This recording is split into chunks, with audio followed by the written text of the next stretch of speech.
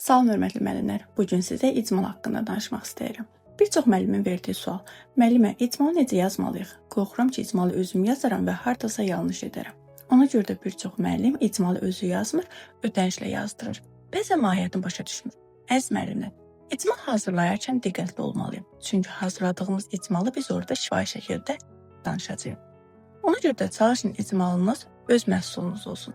Bəzən müəllimlər soruşur ki, müsahibədə təqdim etmək üçün icmalı yaddaş kartında aparmalıyıqmı? Cavabım xeyr. Çünki orada onu təqdim etməyə vaxt yoxdur və sizdən onu orada kompüterlə təqdim edin deyə bir istək və ya tələb olmayacaq. Sizdən gündəlik planınızı şifahi şəkildə soruşacaqlar. Ona görə də çalışın icmalı özünüz yazın, hər cümlə sizə aid olsun. İcmal yazarkən müəllim üçün hazırlanmış metodik vəsaitdən istifadə edə bilərsiniz. Orada bütün dərslərin icmalı verilir. Əgər istəyirsinizsə sizin icmalınız fərqli olsun, hər birimiz bu mərhələdə isə öz fənnimizi mükəmməl şəkildə bilirik. Özünüz metodik vəsaitdə verilən icmala dəyişiklik edə bilərsiniz.